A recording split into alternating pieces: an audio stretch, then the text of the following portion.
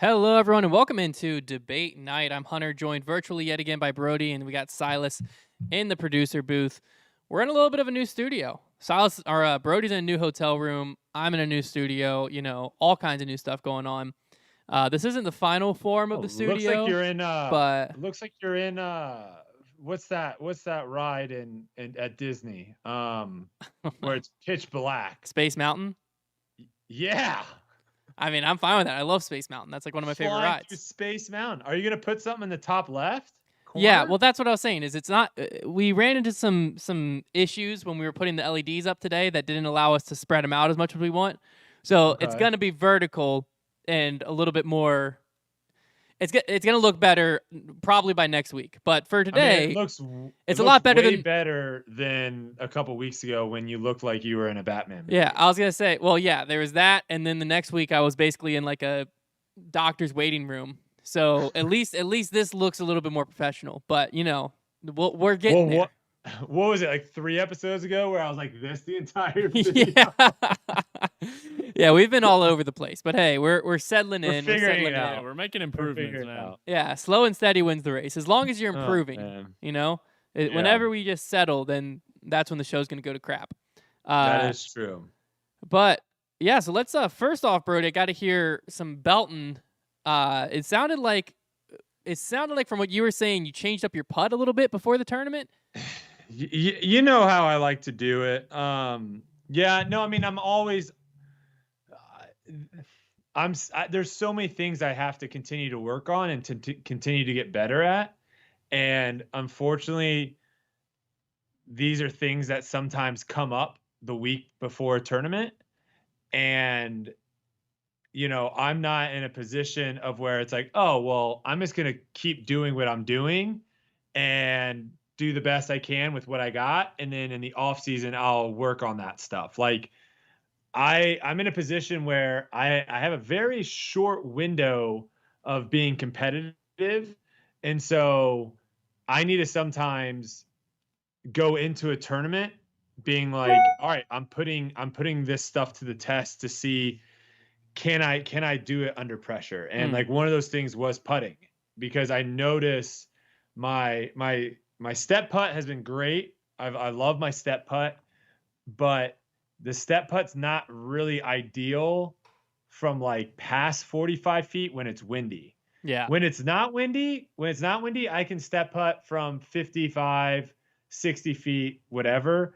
I don't feel like I'm that accurate though with it. So I was watching footage and Ricky was just pouring in these putts and it was pretty windy conditions. And I just noticed how much more of like he was using his lever, you know, that being his arm. And so I was like messing around with that. And you can see it in the video too that we filmed with Ezra. It was working really, really well. Now, the thing I didn't really think about was doing that kind of affected my shorter putts a little bit. And I kind of got out of sync with my shorter putts. And so that's why I ended up, I want to say I missed 8 putts. Definitely inside of 20 feet, but I wouldn't be shocked if it was inside of 17 feet. I missed 8 putts. Jeez. So, and you could see the first one on coverage, the first hole. I basically was going to be the only one to birdie that hole and stepped up to like my 18 footer and just clanked it off the cage. So, yeah, that was tough.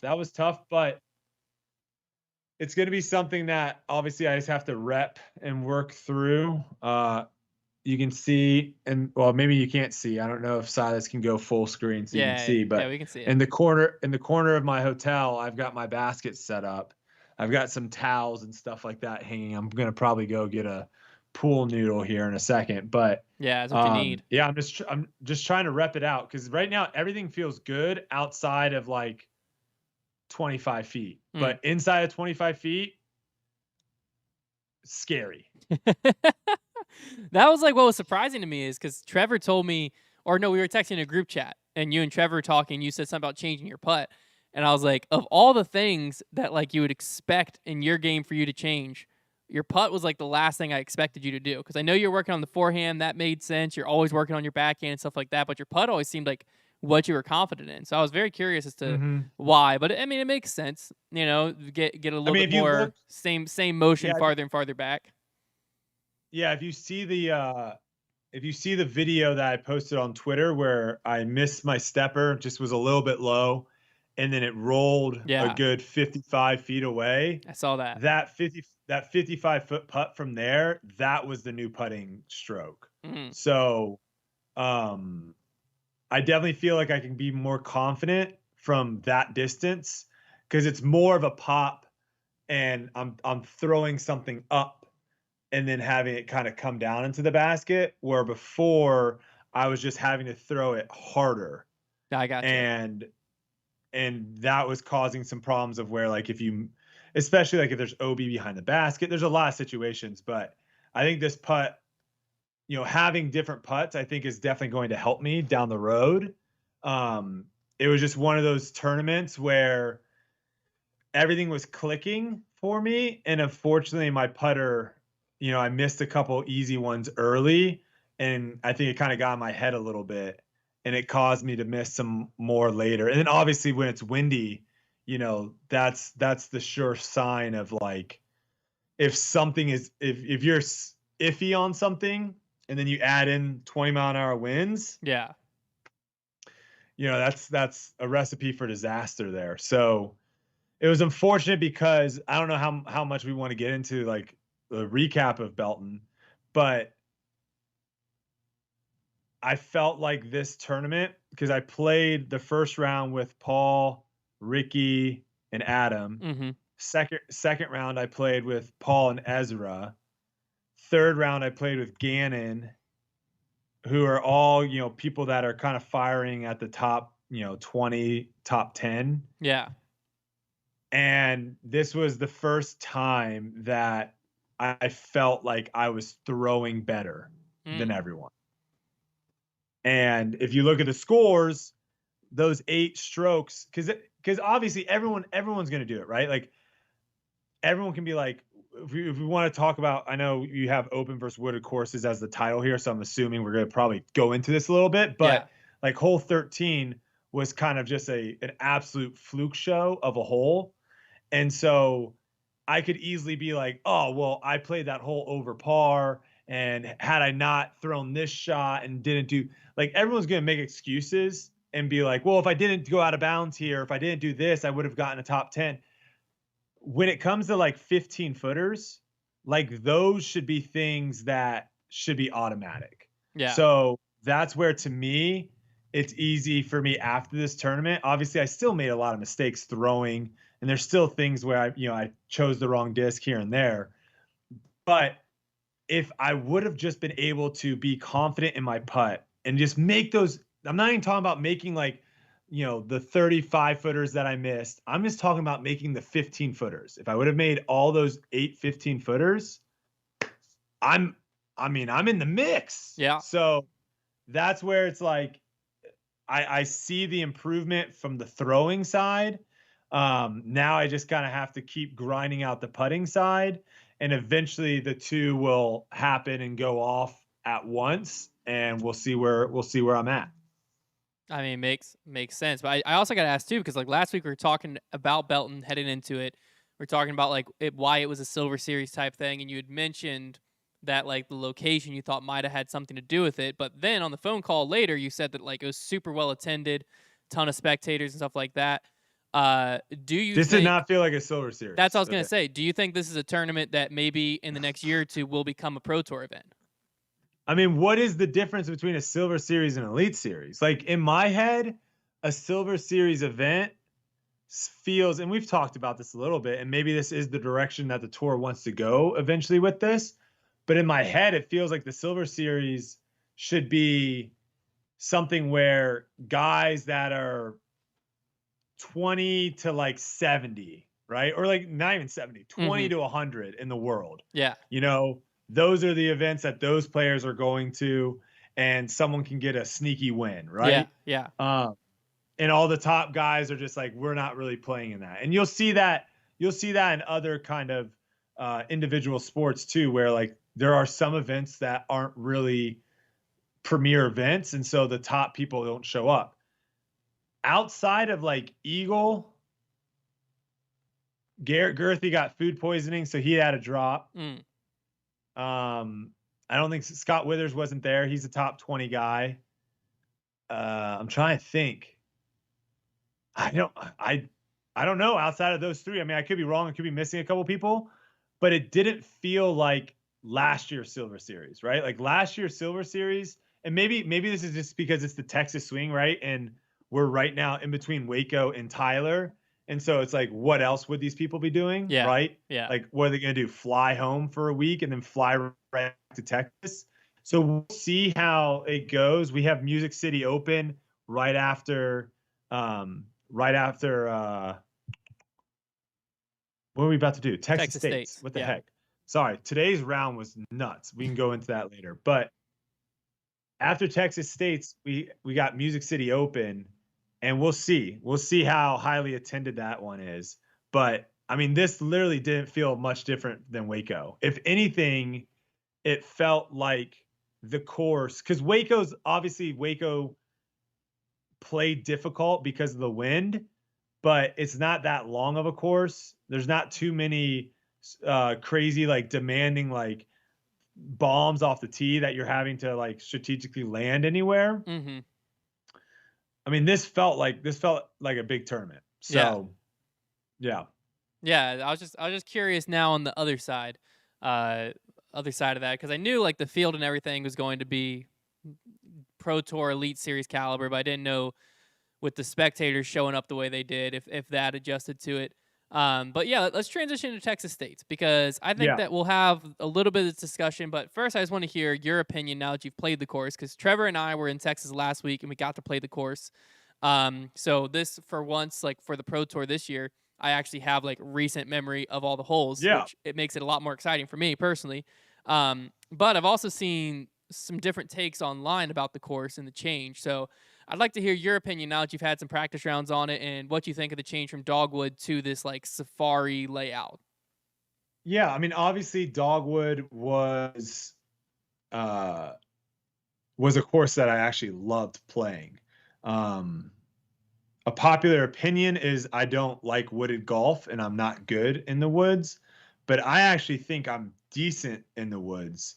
I definitely have improved my straight backhand throws, which is obviously a shot that you really need in the woods. Mm-hmm. But I feel like I can compete with anyone as far as scrambling ability. Yeah. With my ultimate background, I feel like that is where I have my most advantage. Is I'm comfortable throwing the disc on all different types of angles, all different types of positions of where my body, different release points. And I feel like I'm pretty creative in the woods when it comes to scrambling. So I actually like my chances when you do play a course that requires you to have to scramble a little bit. So I was very excited to come back and play Dogwood again. I definitely was a little disappointed to hear that we weren't going to play Dogwood and we were only going to play 4 holes from the course. Mm-hmm. But after looking at the layout and playing it, it's a good course. Yeah. It's a really, really good course. And I think the Disc Golf Pro Tour isn't the only one. Like, I don't think they're the say all be all when it comes to courses. I think they do have input and they can give suggestions, but at the end of the day, it is a tournament director's decision on what the course is going to do.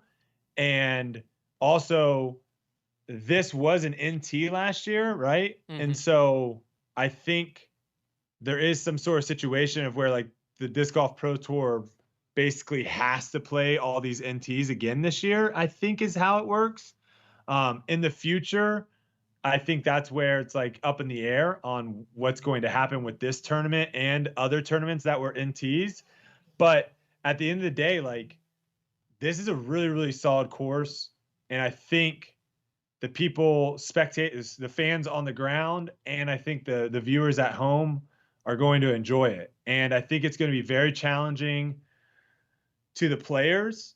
It doesn't look like we're going to have too much of an issue with weather the first 2 days, but the final day looks like the wind's going to pick up a little bit here. But I like it. I think it's an actual challenging course, which if I get to a hole and I can see that, all right, if I execute, I can birdie. If I play it all right, I can par. If I play it poorly, I can take bogey or higher. There's a lot of holes on this course that are like that. And so to me, that's a win. Yeah, I mean that's something that Trevor and I noticed when we played. The only knock that we had against it was, I think, something that y'all probably won't even notice because the video of us playing will come out on Thursday of us playing out there. And when we played, the course wasn't like fully set up by the Pro Tour. The Pro Tour had some form of staff there the week early, which I thought was kind of cool to see. They did have a trailer and a truck and stuff there, so I don't know what exactly they were doing a full week early. The course was almost completely set up on Monday. Yeah, so the course was in all the when right I played positions. it on Monday, it was almost completely set up. Yeah, because we played it on Friday, and it was in all the right positions, but it was a safari course, so the other courses were still in at the time. So the baskets hadn't been pulled. They still do have some baskets. Okay. Yeah, they still need to take out some of the baskets. That was the only thing that felt weird. Confusing to you? Is that what you're saying? It was confusing at what basket you were going to? As someone who had never played the course, if I didn't have UDisc, I would have been completely lost.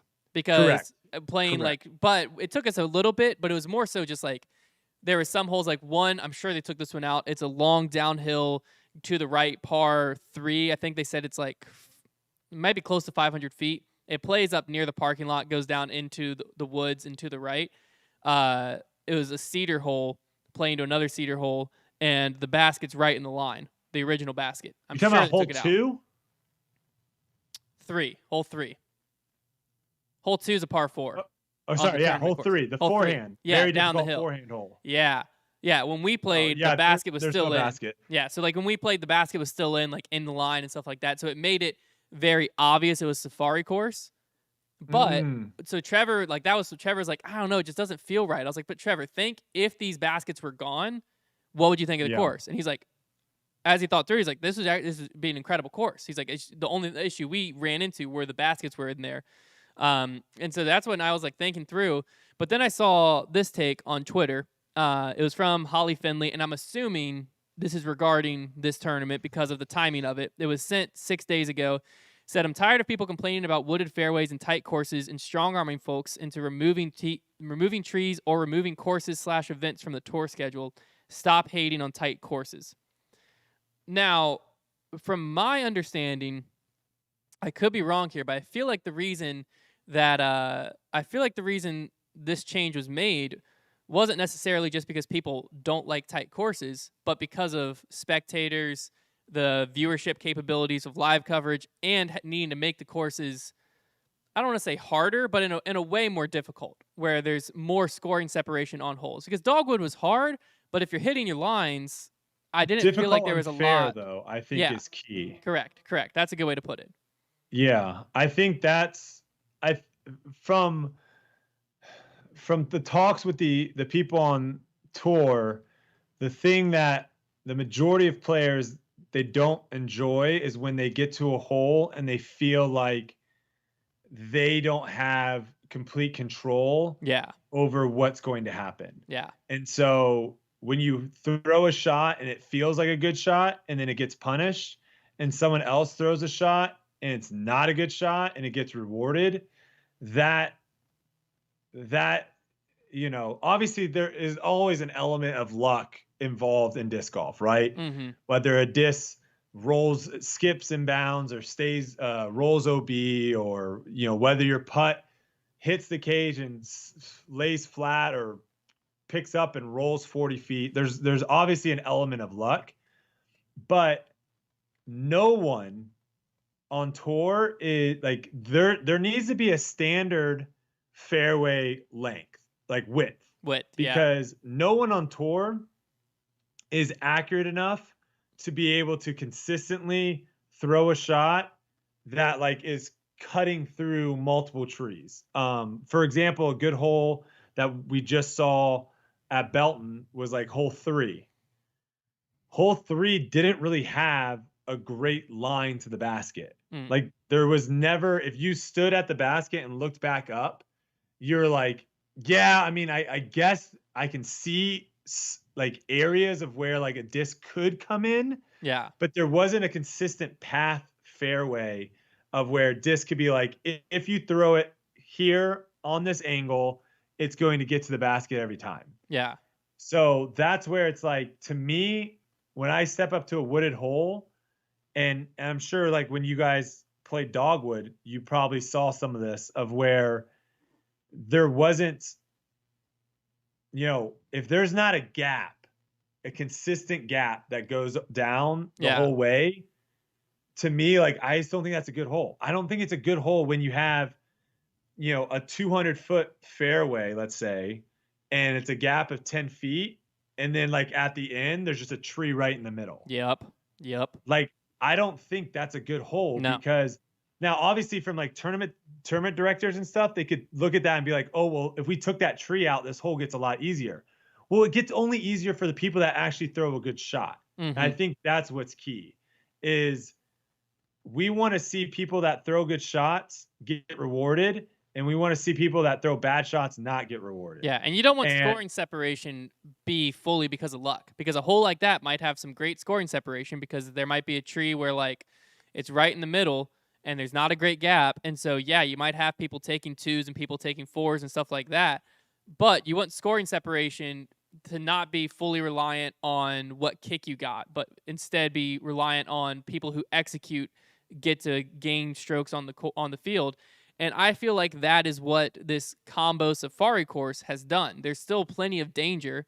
As you'll see, one of us in the video, we found plenty of danger on this course. There's still plenty of danger to get into, and there's still a lot of demanding shots. Even though you're in a somewhat more open setting, there's enough trees and stuff around that it makes you still commit and hit lines and have discs achieve certain angles, but it's fair to where I don't remember there being a hole where I stepped up and I was like, oh, well, this is just a complete crapshoot of like, some people are going to get lucky and some people aren't. there is one hole that sticks out that is like that. Which one? And it's the last wooded hole, which is hole 3 on dogwood. And I believe hole 5. Oh, is it one of the four. tighter par threes? No, it's a par 4 dogleg left. It's like a tunnel. It's the last wooded hole. I'd have to think for back dogwood. through it. So it's right after the one that's like a forehand hyzer raptor to the right, like 300 feet. Yeah. And there's like a bunch of trees, but there's a bunch of OB too, like creeks and stuff. Yeah. So you gotta like throw that. Oh, yep. They put it in an elevated basket. It's the next one where there's their OB just right before you get to where the short basket is. It's like this little creek that runs through on the par 4. So you're kind of throwing a blind hyzer. I think I like the initial tunnel shot, but I think they could continue that fairway, like that hyzer pushing like mid-range fairway that the tunnel shot kind of does right now. Yeah. I think if they continued that all the way to the creek, let's say 20 feet wide, take out all the trees 20 feet wide in that path. So then again, it's one of those things of where right now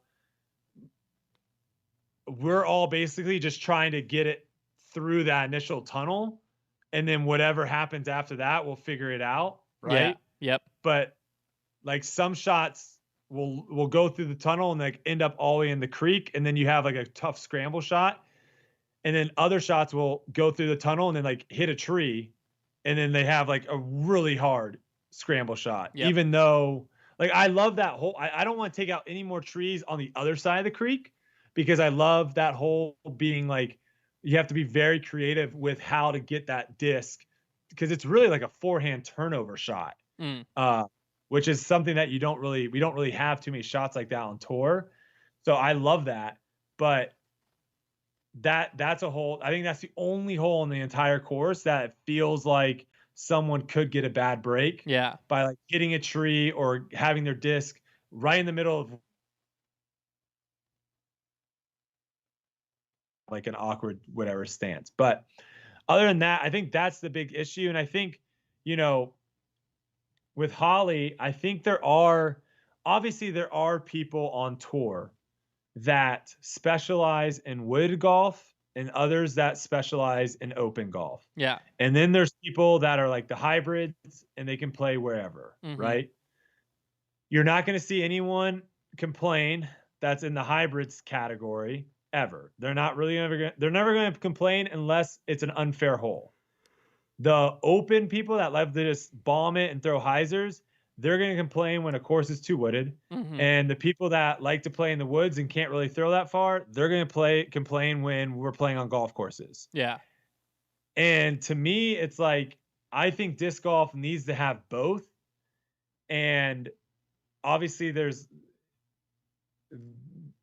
going to be where it's tricky is like how is the disc golf pro tour going to continue to innovate and continue to figure out ways to have a successful event in the woods? Yeah. Because that's the hardest part right now is, do you want to have a course that is an incredible wooded course, but you can only have 5,000 spectators? Mm-hmm. But then at these open courses, you can have 15,000 spectators. So that's where it's tricky.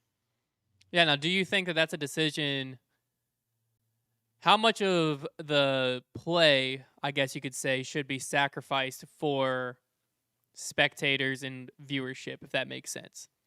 So I think Belton, and this is kind of what we initially kind of talked about, where you have wooded holes, but you like basically shave out one side of the rough, Yeah. right? And you clean it out, and so that way, like spectators can stand far enough back, but they can see into the wooded hole, Yeah. right? So they're not right off the fairway, but they can still enjoy wooded golf. Correct. So like that was, I mean, hole 13 is a terrible hole the way it's set up right now at Belton, but they did that on hole 13 and it was incredible.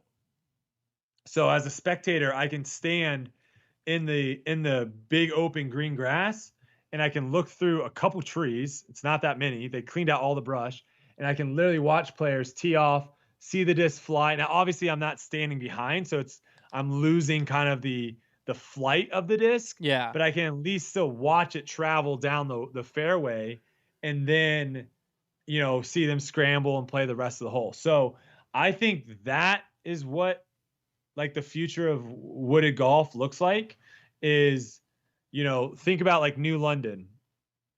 And obviously I'm sure most people listening have watched our videos at New London, so you kind of have an idea of what that course looks like. Mm-hmm. I think on some of those wooded holes, they have like a walking path, right? Yeah. Near the hole. Yeah. If you extended the walking path like another 10 to 15 feet wide, and then on that side of the walking path, you just cleared out all the brush and you like kind of trimmed down some of the trees and stuff. So it's still wooded over there if you get over into the left side of the rough. But as a spectator, I can stand safely off the fairway and I can still continue to watch those holes. I think that's the future. You can't just have 1,000 people standing behind tee boxes. Yeah. It's not going to work. Well, it's so, like it Worlds at Northwoods Gold. I think that was like 2019 Worlds. I think it was a little bit of a nightmare just because there was so many. I don't know how many people I'm talking about when I say so many people, but there was a lot of us in the gallery. And when you got to certain holes, the only way to watch was from behind. And if you're not in the front two rows, you're not seeing anything anyways. So like spectating in person, you're like 4 rows deep back there, and yeah, you get to be behind the shot. Great. But if you can't see the shot, it kind of sucks. But I just don't know, like, because there is something to be said of like the easiest way to add difficulty without being gimmicky in disc golf is wooded golf. Where you force players to throw creative shots and stuff like that. So I don't know where the line is, and I'm glad I'm not the person that has to decide that. I'm glad it's the Pro Tour, not me, that has to decide of where the line of like enough technicality that players are challenged in that way without it being gimmicky, but still leaves enough room for spectator passes, good coverage as far as like the live coverage goes, even for post-produced, lines that are visible enough that it doesn't get confusing when someone throws a shot and then it just kind of, you get disoriented in the fairway. I think there's a fine line. I think that was a question that a lot of people were bringing up is like, at how much how much should play style be sacrificed for that? And that's a question that I don't fully know the answer to. I don't know where the line's drawn of like full monetization. We want as many spectators as possible versus we want as difficult and entertaining as a tournament as possible. So funny story from the tournament. Hole 3, Paul has a putt outside a circle, I believe, for birdie, and he ends up running it. And I don't know, I can't remember if he air mails it or if it skips off the top of the basket. But it hits the camera guy. It like hits his tripod or whatever, who's like right behind the basket filming, and basically keeps Paul's putt from going OB. Mm-hmm. Right. And me and Ricky were standing next to each other, and I was like, oh, there's the Tiger Woods effect. and I was just watching last night 2018 Worlds, I think it was.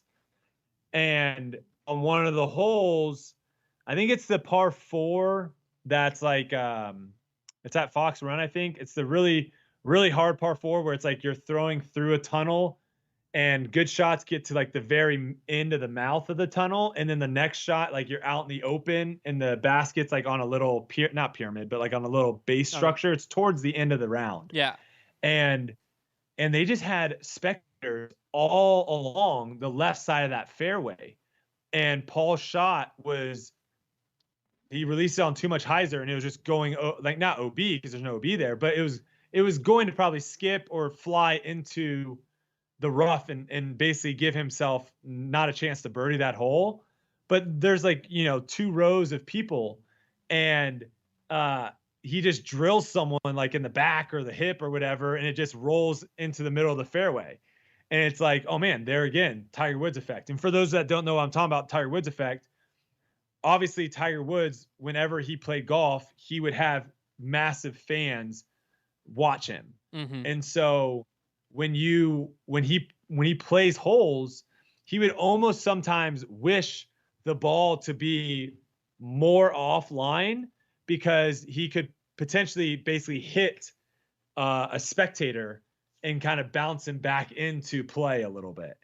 And, there's a drastic change if you've ever gone to a PGA Tour event or a disc golf event for that matter.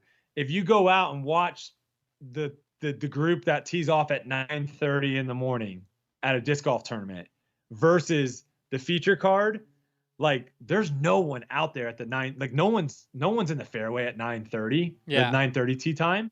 So like if your shot's going OB, no one's there to protect it. There's no chance. But like the feature card, yeah, you got people with carts, you got bags, so like we've all seen, camera. I mean, camera's another example. So like to me, that's another question. This is kind of like a stupid, silly question, but should a camera person ever put themselves in a position where they can't get out of the way to stop, like when it comes to putting? Because obviously in golf, you always get those cameras of where it's like right behind and you get like that 6 shot of the ball rolling in. Yeah. Like those cameras are so far off the green and are super zoomed in. So my question is like, why do we have camera guys that are like inside the circle? Like in play. Like why? Yeah. Like why aren't those guys like 50 feet away and just zoomed in a lot? So that way there's no chance of that ever happening. Well, in it's some silly, scenarios, silly, stupid thing, but yeah, no, it's definitely an interesting point too. Like I do think that it's something that should be considered of like there's like maybe on some courses, because I've seen trying to think of what player it was, but there's been several instances where a shot is going OB or rolling past the OB and hits a player's foot, or I think one hit like someone's dog, like rolled into someone's dog, or several different things have happened to where it's either a break of really good or really bad luck for the player, because sometimes it's a shot that's coming back inbounds and hits someone and stays out, and sometimes it's a shot that was going out, hits someone and stays in. That is true. So I do think that it might be something where on some of these courses you need to have Nate Perkins playoff at Waco. Oh, when it hit someone and stayed out. Yeah. Yep, that this was going to 100% skip off the street and come back in bounds, and It just Stayed hit out. someone and stayed out of Yeah, bounds. so that might be something. Well, like, the street one's a little bit of an interesting scenario because they were off the OB, but like in a lot of courses, spectators can like almost be the OB line. Versus, I think you might want to Yes. make them 10, 15, 20 feet off the OB line. So if there is a disc that's gonna roll and have some ground action, by the time it gets to the spectators, not really a chance it's coming back in. And if a disc is hyzering in, if it's low enough to hit a spectator, not really a chance it's coming back in. But that's stuff that I think that the Pro Tour just gotta feel out and figure out the best Well, way, best spots for spectators, and stuff like that. they gotta look into that because when gambling is involved, right? Yeah, whenever there's a lot of money. How do we not? How do we not know that that camera guy doesn't have money? Yeah, or that And like, spectator. this disc going out of bounds. Let me just Yeah. get my tripod over here. A spectator, just the disc is coming back, Some- hyzering back in, and you got the over on the He's player, and you just Give me swat to it. give him a template. Yeah, just chuck it back in the woods. OB. It's nope, not today. I need you to hit 3 more strokes. You're not birdieing hole 18 now. Man. Yeah, I mean That'll be fascinating. That happened. Crazy ultimate frisbee story. Just to kind of sidetrack us for a second. So we were playing a team. We actually weren't in the game. We were watching 2 teams play, and in ultimate, the sideline, especially like back in the day, there wasn't really any sort of like separation of like where you needed to be. So if you were on the sideline, if you were like not playing at the time and you were on the sideline, and someone is standing a foot away from the sideline trying to throw, you could realistically be really close to them, just like screaming and like acting essentially like a fan would at a game. Yeah. Right now, obviously times have changed, and they've now made it to where players and stuff have to be a couple feet off the sideline, especially because now there's referees running up and down the sideline. But this is back in the Wild Wild West where people were doing whatever they wanted. So a play happens where this guy gets the disc and one of his teammates is just sprinting deep, wide open. So it's going to be a pass to a long pass to a goal, no problem. Yeah. And so the guy catches it, turns his head to go, and sees his teammate wide open, goes to wind up, and one of the guys on the sideline on the other team just like steps right in front of him. Like just nonchalantly, like just walks out on the field, like literally on the field, 2 feet on the field, steps out in front of him. The guy like is like, what? And like doesn't throw it. And then he just walks right back out on the sideline. And I was watching this and I was like, what? I was like, what just happened? But that made me think of like spectators and fans all of a sudden just getting a little too crazy when it comes, because a golf ball, I don't think people are crazy enough to like jump and like take a golf ball to the chest. Yeah. But like a disc, especially if it's like a putter or something thrown. Yeah. I mean, I could see some weird stuff happening, like someone taking their hat off and chucking it at a disc. Yeah. Like, what the heck are we doing then? I don't know. What happens? I don't know, because like normally there's rules for like if something's interfered after it's landed, but if like it's mid-flight, like spectators got to be part of the course, right? Yeah, they are, because if you hit them and stay OB, it's OB. I came up with this idea too after we played hole 3 at Belton to Ezra. It got a little chuckle, so we'll see what you think of it. Silas, I want to know what you think of this idea too. Now, obviously, a topic is like, how do we make disc golf harder, right? We need to try to make disc golf harder. I have a solution. Oh, boy. Okay. You ready for it? Let's hear it. We just, right before someone's about to throw, about like 25 to 50 feet off the tee pad, we just release doves. And you throw through doves? What? We just release, like from a box. You've seen it. Like people take doves out and they just open the box and the doves just all fly out. We just release doves right before people tee off, and we just play it as it goes. And that would make disc golf a lot harder. 100%. Why? I agree with you, Brodie. Okay. How did you come up with that idea? Like, what did you see a dove on the course? Like, what on earth made you go, oh, box of doves, just open it and have to throw through them. That'd be way more hard. Why not just like pyrotechnics? Yeah, just like fireworks. shoot fireworks. Or There we something. go. Bottle rockets. Yeah. Well, Fans get a we show. go to the when we go to the OTB Open, we have to deal with all those geese. That's a nightmare. Like people are just throwing rollers down and just like crossing their fingers that they don't just drill a geese in the side. And it's like twofold because initially, one, you're pissed because you're like, crap, like I just lost so much distance. And then immediately you go into like, oh my God, is that geese okay? Like, did I just kill that goose? Well, the same thing would happen with the It's doves, sad except on for these courses. Like you just see geese like just limping around the course, and you're like, oh man, that guy got hit earlier. I mean, that's just part of the game at this point, I guess. Can't really do much about it. I will say, I mean, if you want to make disc golf harder, we played.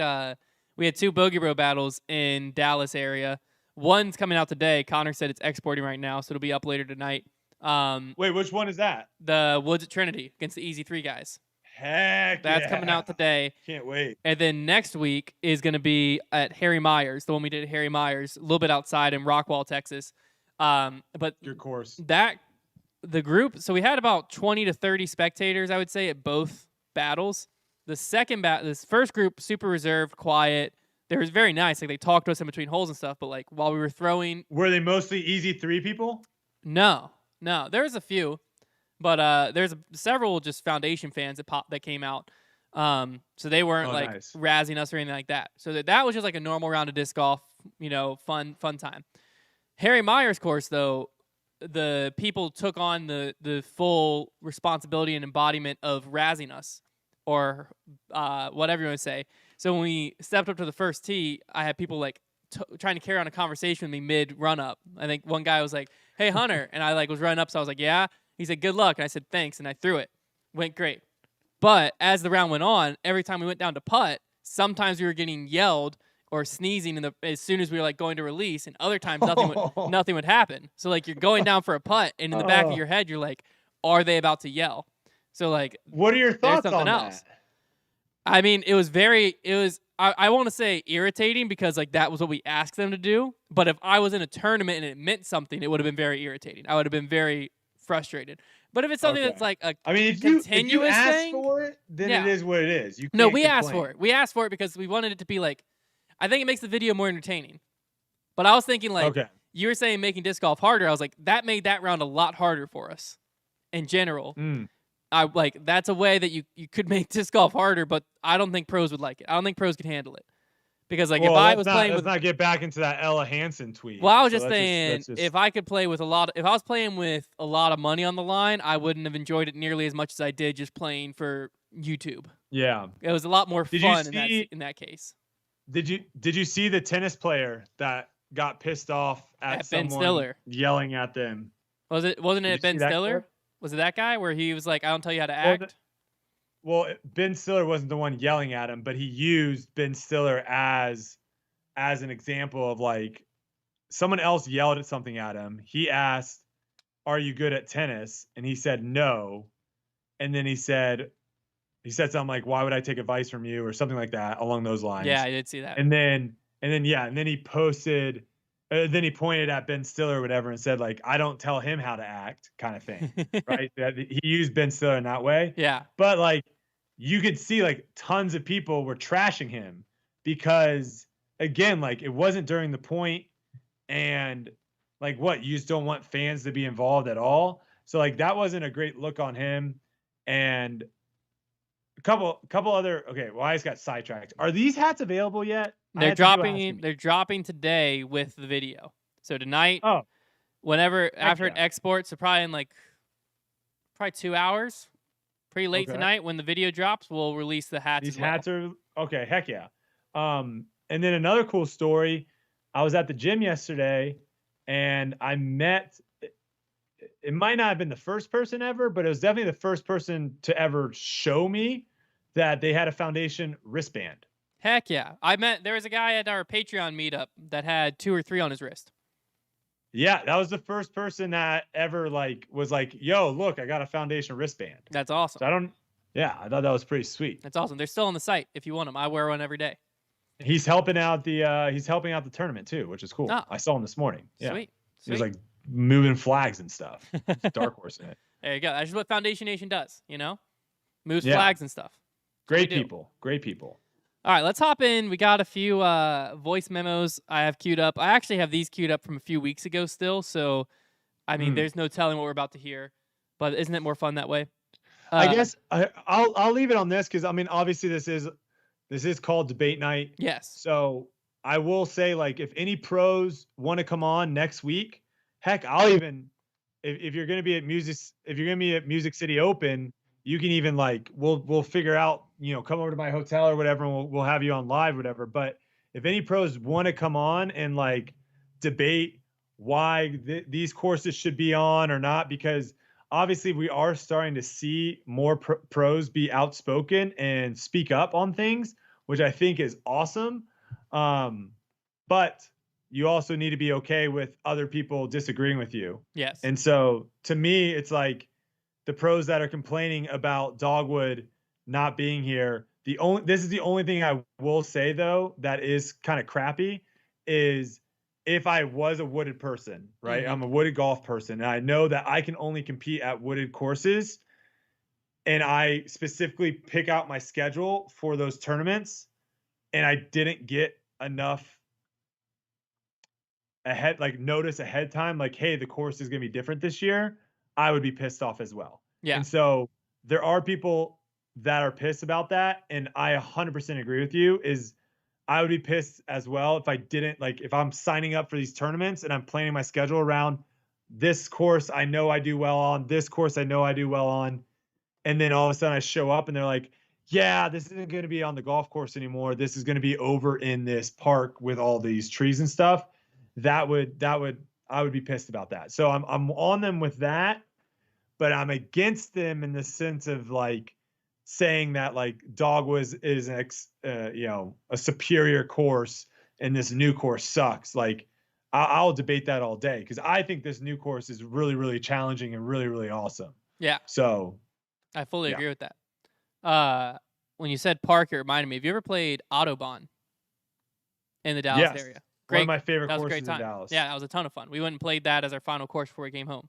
I'd never heard of it. If you play it like with the correct pars, not because they have a lot of it was par like fours par on there. If you play it at the correct pars, it's a very difficult course.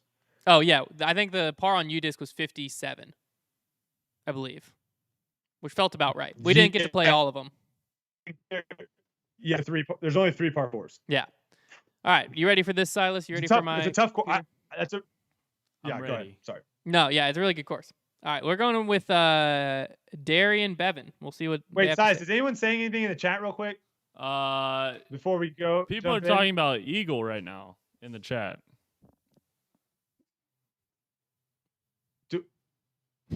Okay, yeah, me and Hunter, we were talking about this earlier. Does anyone have any idea what's going on? I haven't Someone listened said to he the has podcast. a torn labrum. That's what I have in my left shoulder. It means he's not going to have much range of motion going back, which is really bad for forehands. Very bad for forehands. You do technically need, it's essentially, if you want to put it into modern day or like stuff that people understand more, a torn labrum at a young age is very similar to a torn rotator cuff at an older age. And it typically happens from a dislocated shoulder. And then what they say is like the chance of re-injury with a dislocated shoulder is essentially 100 minus your current age. So when I dislocated mine, I was 17. So that put me at an 87% chance of redislocating it. So Eagle's at 23, I believe. So that would put him at a 77% chance of re-injury without, fixing, assuming that was from a dislocated shoulder. But yeah, torn labrum, not great. You can build up all the muscles around it in your shoulder, bicep, and tricep, and those will kind of help correct and keep your shoulder in the in place and keep it secure. But range of motion, something that it gets uncomfortable because I'm 6 years out of my injury, and my range of motion is like not even half as good as my right shoulder, and it's something that I went through physical therapy for months with. And it's just something where, like, when I get here, it gets tight. If my arm was pushed beyond this, my shoulder would pop right back out right now. So not a great Dang. result on that. I don't know. I mean, it can be partially torn to where it's nowhere near as bad. Whoa. But jeez. I don't know. I haven't actually seen where his results of his MRI were posted, or if it's like a Ultra World exclusive on their thing. But Yeah. a torn Well, labrum. That's I not will be ice bathing tonight. That's for sure. Yeah, a torn labrum. Again, it depends a lot on how severely torn it is, as to how in depth the recovery process. What he needs to do. Yeah, because the recovery process is a long time. The whole reason I personally didn't get surgery was because it was before my senior year of basketball, and this is where it would affect Eagle. If I would have gotten surgery to repair my torn labrum, I would have missed my entire senior year of basketball, and my injury happened in July, and you would have to rehab a little bit before the surgery. My surgery was going to happen in August, and I wouldn't have been be able to play basketball until I believe it was February or March. Yeah, I mean obviously the situation you were in though is a little bit different, right? Yes. Because what like were you? It'd be different if you were like, oh, I have D1 offers lined up. Yeah, and you were risking potentially like hurting yourself more. Yeah, mine was basically, I decided not to because I had 1 year of basketball left, and it was like, if I re-injure it, my season's over. If I do the surgery, I never get to play a season. I'd rather just play as many games as I can and let it pop out when it pops out. And fortunately for me, it never popped back out. But with Eagle, it's on his throwing arm, so a forehand, it makes a lot more sense why he's unable to throw full power forehands. And again, I think that the surgery question, it's going to have a lot to do with how torn his labrum is, and it's just a decision of longevity. Whichever one, I guess the doctor suggests of like, you'll be able to play longer if you get surgery versus if you don't, or something like that. Or the chance of re-injury as well has to be factored in. Yeah, people are saying that he's looking into stem cell treatment. So whatever that is. If I could give him any advice, it would be to not get caught up, because it's very easy to get caught up in like thinking like, oh man, like I can't sit out a whole year and not play. Like I can't do that. Like he's so young though, and he has such a future ahead of him that if sitting out and rehabbing and doing all the necessary things to make sure that he comes back and he's 100% healthy and nothing can kind of alter his future in disc golf, I say do that 1000%. Yeah. I think if there is a chance of him playing this year, and if that's going to cause potential for it to be way worse, enduring injury for the rest of his career, it's 100% not worth it. If I could go back in time, that's 100% what I would do.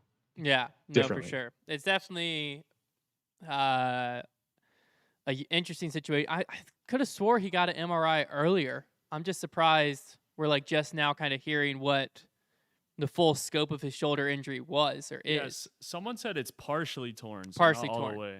So partially torn, that's where there's a lot more decisions to be made, because like then if depending on how torn, it might be something where you can build that mobility back up and you can just get more flexibility training and stuff like that and build the strength around it. But again, it's something where it's going to take a lot of rest, and with any injury, unless you're in a unique situation where it's like, the rehab's not going to gain me as much as me just going for it right now, which Eagle's not, then take as much time off as you need to make sure that when you come back, you're at 100%, because it's going to be better to take a year off and be at 100% a year from now than to play 5 years at 60% and always just be frustrated because you were never able to play where you expected yourself to be able to, and you're never able to put yourself in contention, where it's like, if you were just taking that year off, gotten the treatment, whether it is the stem cell or surgery, or if it's just rest and rehab, if that takes a full year and you miss he misses a disc golf season, but he's able to come back 100% in 2023, I mean, that's kind of a no-brainer on that side. It's just a hard decision to make when you're in the moment. 100. Yeah, definitely. Anything else from the chat right now, Silas, or should I go over to some voice box things? Let's do some voice. All right, while we're doing these voice ones, we'll do a few. Be sure to be putting your debate topics and a good reason as to why you think that way in the chat so that Silas can pull those up when we get done with and 2 or 3 of these. If you would, tag Foundation Podcast in the post so we know it's a debate topic. Boom. That makes life a lot easier on Silas's end. And so we'll start it off with Darian Bevan here.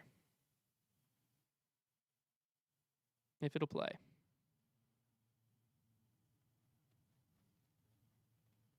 All right, we're going to try Cody.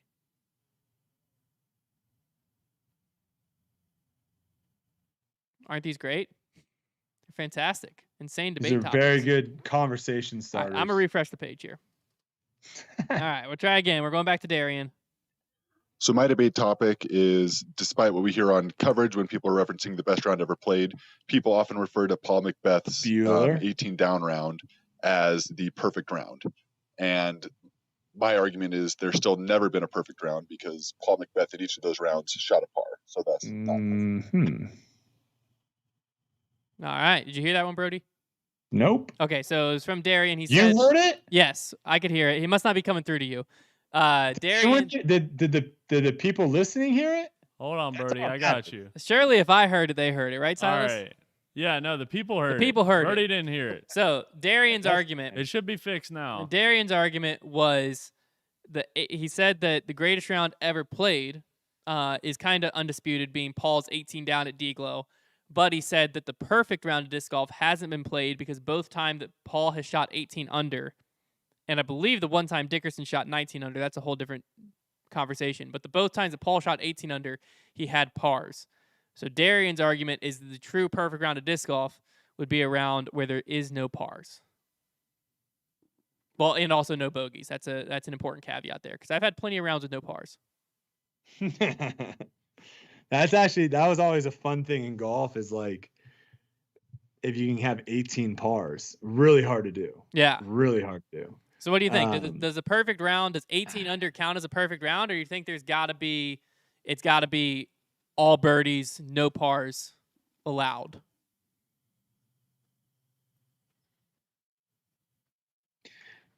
Yeah, I would assume so, right? Like, I mean, I really don't care. Yeah, it's not a debate topic that matters. It's just an interesting thought. It's not really. I think it's a silly thing to chat about and talk about. But yeah, I mean, I would say if I was going and playing, Dash's track, a course that you guys just played, one of my favorite courses in one of my favorite courses in Dallas. If I went and played that whole course and I got 16 birdies or an ace and shot 18 under, I wouldn't call it the perfect round. Yeah. Yeah, I mean, and the question is, when a perfect round be all aces? That's even a better point. All aces and all eagles, basically. That's it. Yeah, that's even a better point. A perfect round would be as good as I don't think there really shoot. is. Yeah, a perfect round is not like a real thing that people talk about ever in golf. No. Because I think it's just because 18 down has happened in disc golf, so it's like this weird thing of like that's the perfect but score. But also like pars. There's so many courses where pars are wrong. Yeah, well that's why we just played. That's why I consider 18 down at D-Glow the best round in disc golf history. Pars were off though. D-Glow wasn't. The pars at the Beast were. D-Glow at the Toboggan, it's the same course as you play at D-Glow essentially. I think they've changed it a little bit. They've changed a little bit. But it wasn't playing soft. Waco, they didn't change much. So 18 under with the updated pars went to 15 under. Is essentially It was still an incredible round by all means, but it was a little bit softer versus D-Glow. It was an incredible round, but he did have to have an eagle and a par. To me, I would think the greatest round, like if we're talking about like perfect rounds or whatever you want to call it. Yeah. To me, like that has to be on a difficult course. Yeah. That has to be on a course that people shoot over par on. So like to me that like eliminates a lot of courses, right? Yeah. So that would be like Northwoods Black. That would be like Winthrop. That would be well, the hard part with Winthrop is we go to it every year, but it changes every year because there's been like it also does change. There's every been year, like 15 downs and stuff out there, but that doesn't mean anything in today's field because you're not even playing close to the same course that the 15 down was at. So like that could be something that if everyone's playing that course, it happened every year, but it is what it is. But interesting point. All right, second one here, we got Cody LaFrench. See what he's got. What's going on, guys? Okay, I got a question for you. Is a zone or a zone-like disc, like a harp or I don't know, A2 or A3, count as a putter? Obviously, some of them say putt and approach on them, but are you actually putting with those? And I'm talking specifically about a disc dice game or ripped revenge or something that forces you to throw a putter off the tee, or even if you're doing a putter-only round or challenge, right? Do those fast approach discs, 4-speed, whatever, count as a putter? I'm going to pause it there, mainly because I think he just repeats the point again. Cool. I like that. Yeah, I'm more fascinated. I think that disc golf is like in this weird state. First off, again, you can say this debate topic, why does it matter? Because like you're throwing a disc, some people can throw a putter 350 and some people can throw a driver 350. You both execute the same shot. When it comes to ripped revenge and stuff, obviously that's a whole other story. But when it comes to lingo, like I think it is a little bit of an important topic because I think that disc golf has over the past few years created this new field for discs that don't really have a name yet, which are the approach discs, because they're not mids, they're not putters, but they kind of fit in between. Yeah, well, I think approach disc works because you had like putt and approach before. Wedges just doesn't. It sounds weird when you're talking about discs. It's called a pitching wedge. Pitching wedge. I mean, you could call it pitching disc. First off, I think we should start calling a pitch disc. I think we should start, yeah, you gotta be careful with that one. We should definitely start calling discs golf discs in general, because that just sounds way cooler instead of disc golf discs. Or because if you just say discs, it's not descriptive enough. Disc golf discs, so many different syllables. You got to say disc twice. Just golf disc makes life easier.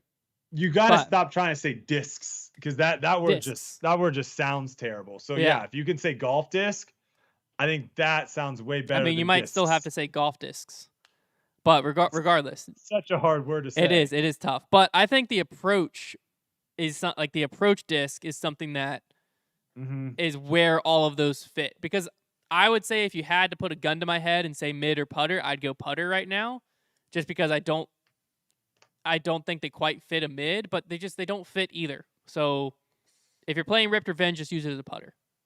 That's where I'm at. Let's just go short range. Short range. That works too. Short range, mid range, far range, very super far short range. And super short range for putting. And super short range. I mean, why have we ever used any other words? Just how That's far all you throw. need. That wouldn't be confusing at all for a new person. That coming is in. true. They would understand that completely. that would make way more sense too. What are you throwing here? I'm throwing a super far range. Oh, I know exactly what that is. But then you get into the same thing as flight numbers, where then the next disc out is the extra super far range, and then you have the super fast extra super distance far range. And then I come out with a disc called the infinity range. Oh, then you can't be topped. I take over and over. Yeah, it can't be topped. There we go. All right, we got Brian calling in next. Hey, so I have no social media, but I imagine this has already been blown up on social media. But I cannot believe you guys didn't at least touch on it on debate night. How are we still not even giving our all-star commentators at least an honorable mention for calling out an all-star player and calling him C-Dick? I was like, where is this going? Chris Dickerson. He, in All-Star event, they multiple times referred to Chris Dickerson as C-Dick. Who did? The commentators. I will say that commentators do love saying nicknames that either I've never heard before or the players themselves don't like as a nickname. And I think it's hilarious. Yeah, I mean, I just if you're being a professional commentator, probably good to stay away from C-Dick. Yeah, just a good rule of thumb. I get where here comes it makes sense. DG with the big throw.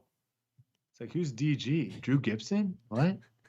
And then they'll just use it for the entire tournament coverage. Double G works well. That's okay. That one sounds fine, that's and also it's obvious. like he calls himself that. Yeah. Like he himself will like. What if they referred to you as Dark Horse the whole time? What's that? What if they just called you Dark Horse the whole time? I mean, that'd be weird. Here comes Dark Horse. What? The Dark Horse for Birdie. Here, I have heard them use that sometimes in coverage. Like, here comes the Dark Horse, and it does sound very weird. Because Brodie is already a nickname. That's not my real name. So I already have a nickname. But yeah, no, I think I don't know. I think some of the commentators love coming up with these names, and it's a very disc golf thing to do, where it's like you hear something for the first time and then you just overuse it so much until everyone gets super annoyed about it. Kind of like the shot from Worlds. James Conrad's shot. I haven't seen it enough. I need to see it more. Just watch a few live coverage events. You'll see your fair share of it. I'll rewatch the commercial sometimes just to get it enough. Okay. You're just not getting your fill yet. You must have like an infinite tank for I need that more shot. of it. I might actually do a Jorge Masvidal and get the shot tattooed on my body. I wish I don't remember what my tweet was, but it's something about like the over under for how many times I was going to be played, and I'd be fascinated what the line would actually be set at, because it's got to be close to 1,000 by the end of the season. You should be able to search your tweets. I think that's a thing. I think I probably can. There's something. I don't think I set the over under. I just think I asked people like, what do you think the over under is for how many times we're going to see this thing? And I don't think anyone really gave me a line, but it'd have to be close to 1,000, realistically. Like, there's no doubt in my mind. And it's gonna make it where I never want to watch it again. But we'll take one final one here. Because you're at like what 20? You get it probably what 25 to 50 times every live coverage. It feels like it, yeah. Because especially you have FPO and MPO, and they use the coverage in both. 8 hour. And then coverage. The Disc Golf Network and MVP are both using the shot in different commercials, and both of those commercials are being played multiple times. So like when it's all said and done, you might have I don't even want to know how many times I've watched that shot this year. Enough. I've watched it enough this year. We'll put it that way. All right, we have Caleb Pitcher. We'll round up the call-ins with this one. Hey guys, Caleb from Virginia here. Was listening to you guys talk about having different tee pads as an option for a moving day or different pin locations. What about the idea of changing up mandos, left versus right sort of thing, where one day you have to throw to the left of the mando, the other day maybe even a completely different mando, or the mando switches to maybe you have to now throw to the right, and that changing up the hole. What are your thoughts? So this was similar to your take. I believe it was in last week's debate night, where you talked about like teeing off a little bit farther to the left or farther to the right, but changing up the mando where day one you allow people to go up and over or whatever. Day two you have to go through the tunnel, and then day three you have to go up and over. Or I don't know how you want to do it. You probably wouldn't want to change it all 3 times, but I more just brought that in because I thought it was a good point of an easy way where you don't have to put more tees in or more baskets, but it can drastically change how courses play. Because there's several ones that have like split fairways, and you can just say day one you're going down the left, day two you're going down the right. And I think mandos are something that can. I think, correct me if I'm wrong, but they were, when I first got into the sport, I was always told mandos basically were set in place by like, you know, the city or whatever to prevent people from like throwing over parking lots or, you know, basically doing something to where they didn't want discs to fly. But I don't necessarily think they need to be like used that way. Like, I think mandos are a really good way to make a hole that would be fairly easy a lot more difficult. And as long as it's easy for the players, the spectators, everyone involved, as long as it's easy for them to see the mando and know exactly what they're doing, I think it's fine. I don't want to get in a situation like Worlds where we have those type of mandos where it's like, all right, what the heck, did that go over or under? Like, it needs to be very, very clear whether or not you made or missed the mando. And And I think that's an easy way of making a hole a lot harder. Yeah, it's fascinating because I think if you go far enough back in Grip Locked episodes, like we're talking towards the beginning of Grip Locked, I think at points I multiple times said Mandos need to only be used for safety. Because I think that was the mindset in the sport was Mandos are used to prevent you from throwing over other You were fairways, brainwashed. anything like You that. were brainwashed. That was the only Mandos I'd seen. And when we saw Mandos that weren't used like that, a lot of times it was used very poorly and it kind of sucked. But nowadays, I'm on the same wavelength as you of like, Mandos can be a very creative way to make courses more difficult or at least like make a course be played as designed to a certain degree. Mhm. I think it's good to allow players to have creativity, but there's sometimes where like a player's creativity can take away from the course design to where it's like on Dogwood, for instance. This is probably a bad example, but there's one like par 4 that went around in like a U-turn, and you could go up and over, which is a creative line, but it takes away a lot of the technicality of the hole, where you don't have to throw like a flip up forehand and stuff like that because it's a lot easier to just chuck a backhand up in the air and let it cruise over. And that's something where like a Mando could be used and immediately change how that hole plays for a large majority of the field. Or, you know, like how he's saying, flip the Mando from day 1 to 2 and make it where day 1 you got to go down the right gap, day 2 you got to go down the left gap, or maybe one day you have to hit this tunnel shot and the next day you can, you know, pick and choose. I don't know. It's definitely something where I think there's a lot to be played around with.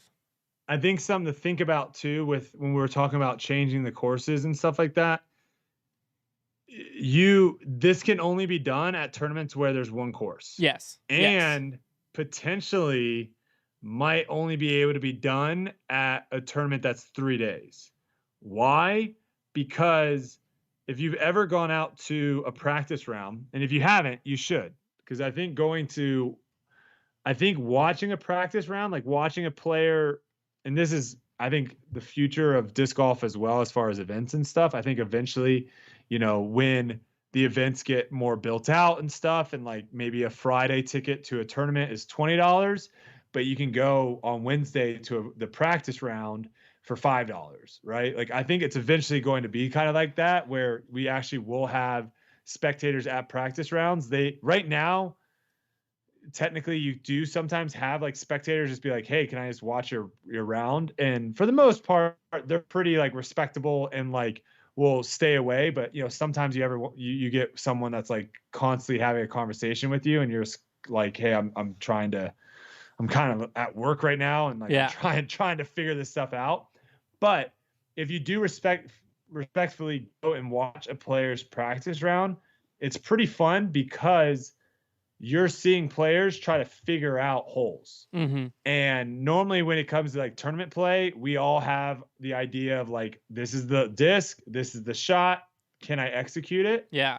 But in the practice rounds, you'll see people throw 3, 4, 5, 6 different discs, forehand, backhand, rollers, all try to figure out exactly what is the specific disc and shot required. Mm-hmm. And that's the only thing I think could get dicey is if you had like, let's take like a Ledgestone, for example. If Ledgestone was like, hey, we're going to have different baskets and different pins and all this stuff. We only have Monday, Tuesday, Wednesday to practice. And we're now practicing holes that we have to practice multiple shots on. Practice rounds are already incredibly slow.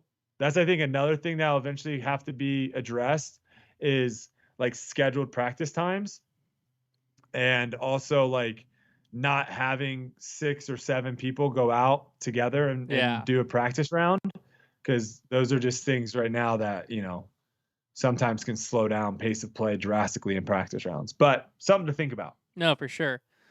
Those are more pros problems and not people listening, but just wanted to give you guys a little like behind the curtain situation of what goes on at practice rounds. There you have it.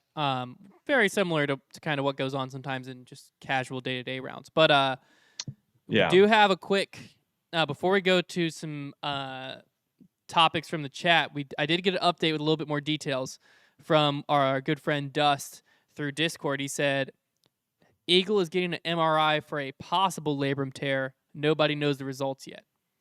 So it's not guaranteed what Eagle does or doesn't have it seems like he's going in for an MRI to tell if it is a possible labrum tear. So, but still, everything we said previously, stands true, especially if it does end up being a labrum tear. But just some more information there, so we're not spreading that he has a labrum tear when he actually might not.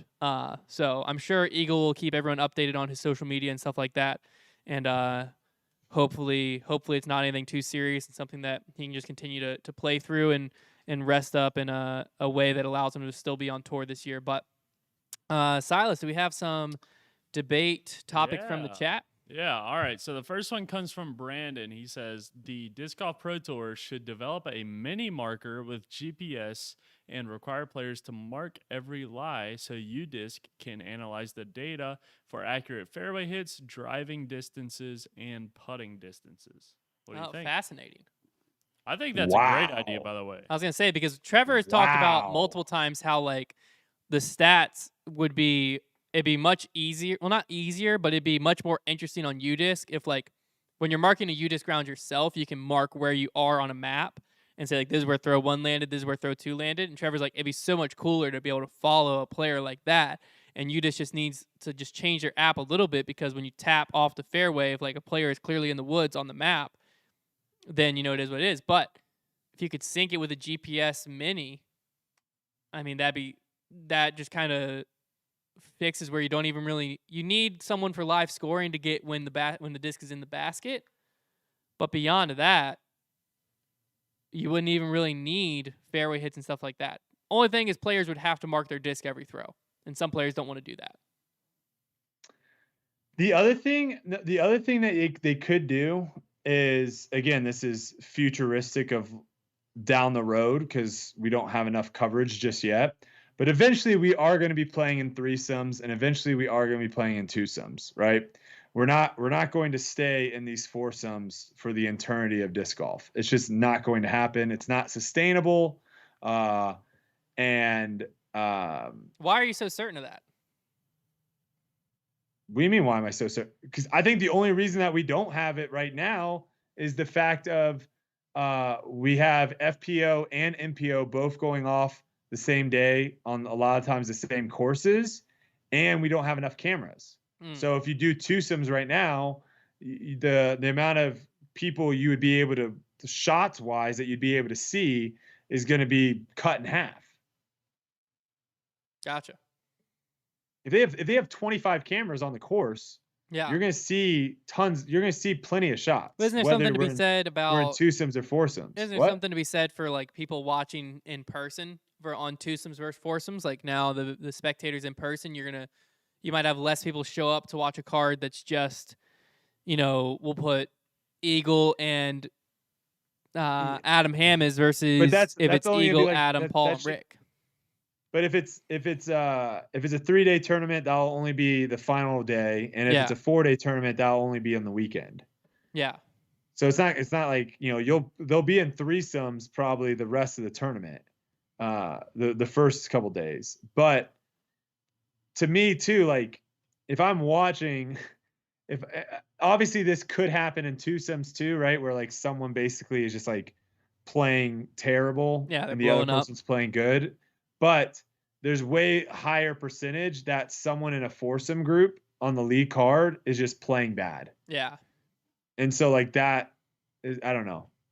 To me, it'd be way cooler as a spectator to watch, like, two guys go back and forth, like Gannon and Drew, for example. Like, when they were in that, when they were in the playoff. Yeah. Like, imagine if that was just, like, the last, like, 4 holes of regulation, and those two guys are just by themselves going back and forth. It's weird when it's like you got other people, especially too with how the coverage is currently, of where basically, like, if the lead card is, like, tapping out or, like, throwing their putts, they pretty much stay for all the putts. Yeah. They are getting better though at not showing people when they, like, eliminate themselves. Correct. Right? Yeah, you're not having to watch it as much. Yeah. You're seeing a lot more golf this year.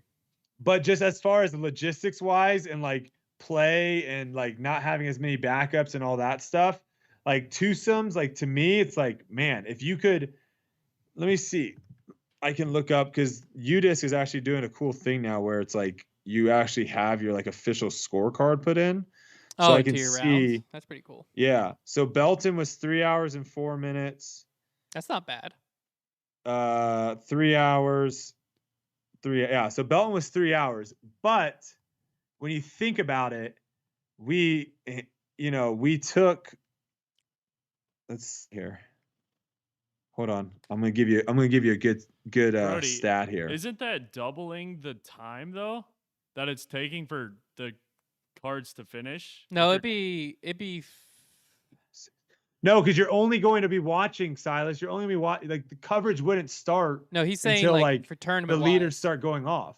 Tournament What? wise, No, just in general. tournament wise, the field would be smaller, but also you wouldn't have to wait 10 minutes between cards because there's only 2 people. Wait, what is he talking about? Like tournaments Right. in general of What is he like talking people about? teeing off from like right now. Let's say people tee off from 8 a.m. to 2 p.m. Now you have twice as many cards to fit into that same slot. If that makes sense. Because you go from If you're- 4 if you're people on the cutting card. your cards in half. Well, you go from threesomes to two. Hold on, time out. Hear me out. You go threesomes to twosomes. Yeah. Okay, so right now we're just foursomes every single day. Right. You go threesomes, and then you have a cut, and then once you have a cut, you go to twosomes. So basically, what you're doing is okay. when the field. So if there's 120 people in the field, when you go to twosomes, there's only 60 people in the field now. You cut Gotcha. like it's only the people past the cash line. Okay. That makes sense. So there's probably about the Yeah. same amount of cards, just there are only 2 people on each card. Right. Okay. Okay, 1, 2. Wait, so here we go. 1, 2, 3, 4, 5, 6, 7, 8, 9, 10, 11, 12, 13, 14, 15, 16, 17, 18. Okay, 18. So what is that? 18. That's 36. Is that 36? Yeah. I don't know what math you're doing. So it took a 3-hour round. I only threw 36 shots. What? What? I played a 3-hour because round. your That's how long putts, 'cause of Belton was, putts. and I took away all my putts. Yeah, okay. And I threw 36 shots. Yeah. So in 3 hours, you got to see 36 shots. Yeah. And also you got to think too, like there's tons of par 3s on this course. So like that's why I think the course played really fast. But wouldn't that require more cameras to follow? No, yeah, it would require a lot more. that's why I said it's futuristic. It's down the Gotcha. road of something that's going to happen. Yeah. But from a player's standpoint, I think players would much rather be able to go out and play a course and not have like a bunch of backups. Yeah. And the backups are caused because of how many people are on the course at one time and also playing in foursomes. Yeah. 100%. It's a lot harder to create a backup when you have a twosome. Because it's almost unlikely to have both those 2 people just being out there having a terrible hole at the same time. But when you're in a foursome, you could have 2 people have a really bad hole at the same time, and it's just like a super slow log jam. Yeah. Does that make sense? Yeah. No, that makes sense. Yeah. What else we got, Silas? Any other good ones? So Paul says, when something causes too many injuries in other sports, it is banned in order to protect the athletes. If many are getting hurt throwing 500-foot forehands, could those be eventually illegal? I don't think so. Because so typically in other sports it's like a move that's not like crucial. Like you don't see like basketball, they're not going to ban dunking, even though a lot of players get injured dunking. You know, in football, things get banned because it's like a player attacking a player and the way this player is, their body or whatever, like targeting, for instance, the way that they're shaping, it's going to be hit harder in some cases or open themselves up or open the other player up for more injuries because of how physical it's being. But in disc golf, the forehand is just a natural motion. And so it's also a part of the game. So you're not going to see something where you ban this whole massive aspect of the game just because of injury prevention in that aspect, because it's not necessarily something like I could see certain types of shoes or certain types of tee pads or stuff like that, where it doesn't affect the essence of the sport being banned, if that makes sense. But when it comes to forehands, I think it's way too big of a part, and there's way too many people who don't get injured throwing forehands that it's not a common enough thing right now to ban it, I don't think. Yeah. I don't know if Brodie has anything on that. Yeah, I mean, you can't ban what people throw. Yeah. Because, I think you could see... If we're banning anything, it should be the tomahawk. That's also fair, because that opens you up for a lot more injuries, and it's kind of a more well, silly I was just throw. saying it's a cheat throw. Yeah, it's a more silly throw. But, I think if anything gets quote-unquote banned, I think you'll see more in players' contracts, more restrictions placed on them as to what they can do extracurricular-wise. But that's not really necessarily the sport banning something. That's just you might see sponsor. Manufacturers protecting their players when it comes to, like, excess things outside of the sport. Well, you could also put them open to injury. They can also do that too by saying, like, hey, you have this guaranteed money, but it's guaranteed when you hit this, this, and this. So it could be something like, we'll guarantee you $100,000 if you play in 20 events. But if you only play in 10 events, then you're only guaranteed $50,000. You know, like there's different things in place like that too, that you can make it to where players want to obviously take care of their bodies and stuff. Yeah. Let's see. We got one here from Aaron, and he says, you could fix the logjam by just not having MPO and FPO at the same course/tournament. What do you think about separating the two fields? Well, the log jams also would be way more would be particularly fixed too if they did tee times the first day. Again, like obviously when you cut the field after a cut, the log jams practically go away because then you can actually space people out a little bit more and like half the people are on the course. Yeah. But if you had people go off on hole 1 and on hole 9 at the same time, if you did that, then that also would if you did like morning rounds and afternoon rounds and you did that, basically what ends up happening is any backups that occurred in the morning rounds would just basically reset for the afternoon rounds because everyone gets off the course. Right. So you wouldn't get a situation where sometimes, you know, there's a backup early in the morning and it just continues to get worse and worse and worse and worse and worse throughout the day, to where it would basically eliminate that backup and restart fresh in the afternoon. So that's something too that it would be interesting to see if they start messing around with as well, is having people go off hole 1 and hole 9 at the same, or hole 1 and hole 10 at the same time. Yeah, no, that definitely was something that was fascinating the first time you brought it up to me. I had never heard of that idea. But in regards to the MPO and FPO and like that being part of what caused backups and like does that something that needs to be addressed? I think right now logistically no, because the problems that it saves having that work are, I feel like, much more numerous, if that makes sense, to where it makes more sense to have some backups caused by that, if that is what causes backups, to allow players to still tour together, to allow coverage to still be able to cover both at the same time. Because like right now, if you were to split the Pro Tour and you were to have a LDGPT and a DGPT, or however they called it, the resources would essentially have to almost double as far as camera crews and stuff like that go to provide the same quality coverage that we're having right now of both at the same time. So it's either going to be they're happening at alternate weekends and there's more travel involved for the Pro Tour or whatever, but then there's also going to be a lot more travel and headaches that come from touring people right now. I do think eventually it'll separate, but I think it'll separate more so because the FPO field gets so large that the areas just can't accommodate two fields of 120 players. But at that point, then it'll be a lot easier for the Pro Tour to sustain both tours at the same time. Have we talked about cuts? Have we had that discussion of pro cuts versus not having cuts at tournaments? I mean, we've had that. We've talked about it a few different times. Mainly whenever there's a cut at a tournament, we talk about how good that was. Oh, okay. But I mean, I think there should be a cut at every tournament. Yeah, I agree.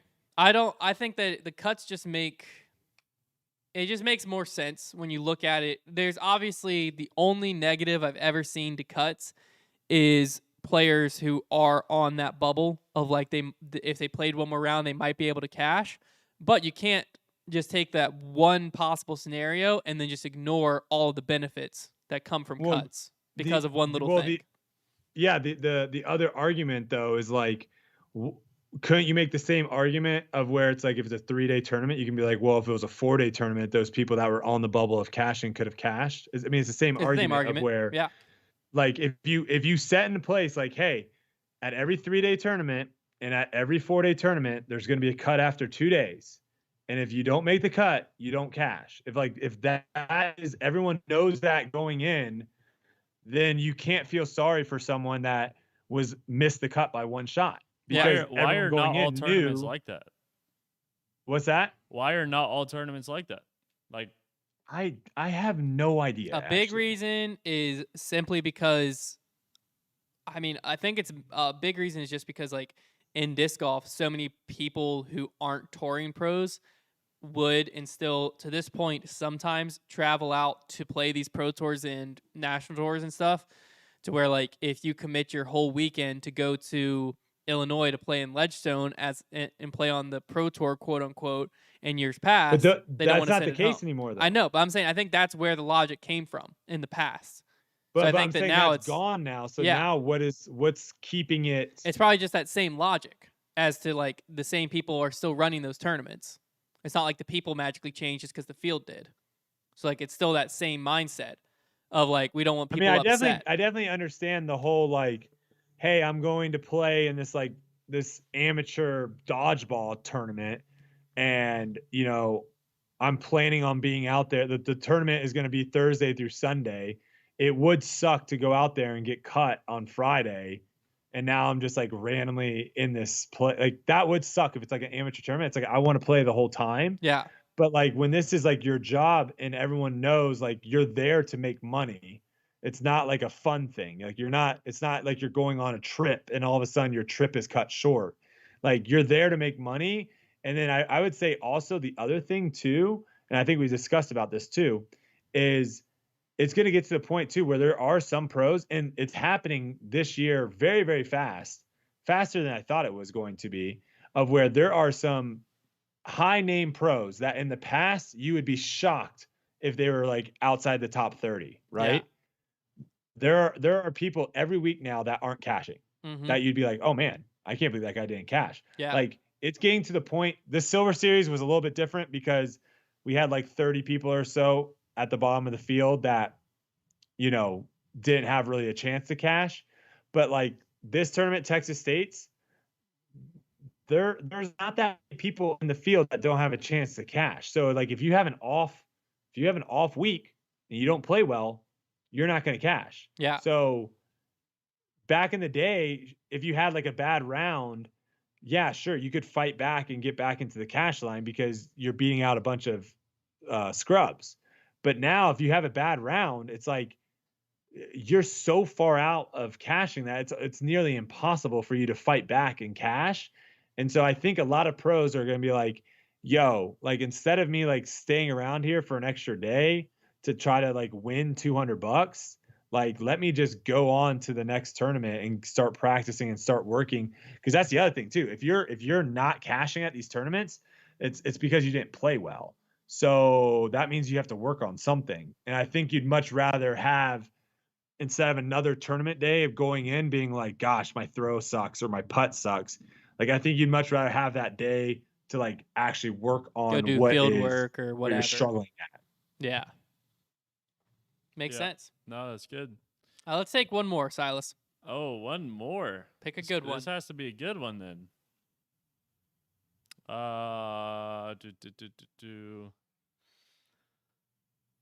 Apparently, there's no good ones. See. Silas hates all the topics. No, they're just. It's either stuff we've already talked about or it's just not good. Man.